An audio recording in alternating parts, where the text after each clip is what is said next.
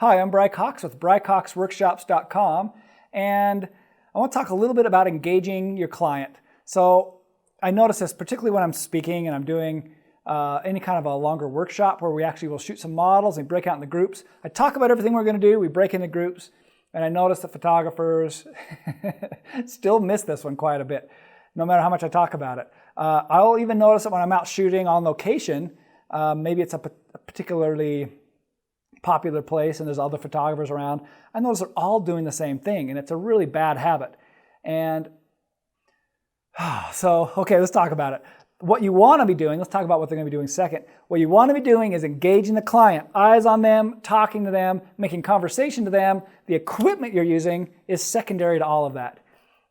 What do I notice? I notice the opposite. I notice their equipment is number one, and the people are, I wouldn't even say number two. They're kind of like down the road there, right?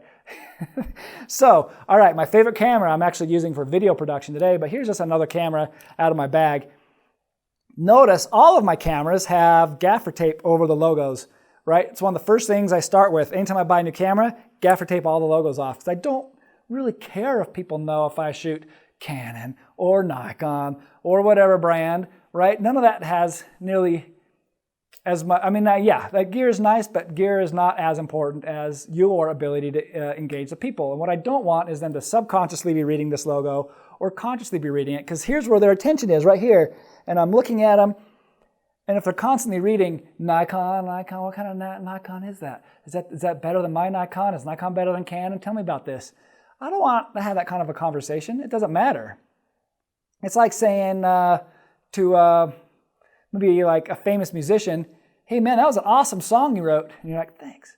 And the musician and you ask the musician, you go, what kind of guitar should I buy to write an awesome song? He's going to say, it doesn't matter what kind of guitar. I mean, all guitars are good enough to write a good song, right? I've got all these guitars here in my studio. I like all of them for different reasons. Same with me with cameras. I got a lot of cameras. I like them for different reasons. And I can tell you the reasons why I like one over another. In the end, though, none of that matters in terms of how I deal with clients. And that's not a conversation that's a fun conversation. I don't even think it's all that important to have with clients. What's important is my engagement with them. It has a lot to do with eye contact, expression. If I'm smiling, I can make them do different things by my expression. And you can't see that if you're all hidden behind the camera. And then what's the next thing photographers do? They look down like this. As soon as they take the picture, they go look down. And they look up and they look down. And they go, and they shoot so many pictures. And then they go, and they're making faces. They're judging the picture. And they're like, Imagine you're the client and I'm photographing you and I go, all right, look at me and smile. All right, let's do another one. Something's wrong with my camera. It's not me. Okay, another one.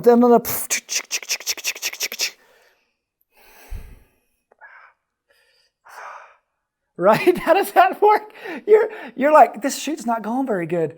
It has nothing to do with how right? You're getting that off of me. But if I was like this and I'm talking to you and I'm smiling and I'm looking at you and this is secondary and I'm controlling it and I'm dialing things in, but I'm just going like this and dialing it and I'm not, how's that going to affect this? How's that going to affect this? And I'm constantly looking at the picture. So the next thing is I turn off autoplay. Usually most cameras today have that turned on. When you take a picture, it turns on and you get to see little blinky lights and how the picture looks. I turn all that off. If I want to hit play, I just hit the play button. Which is almost never. It's one of the comments people will watch me when I'm shooting. They'll be like, you don't ever look at the camera. I'm like, yeah, exactly. That's what I've been trying to say. Don't look at your camera.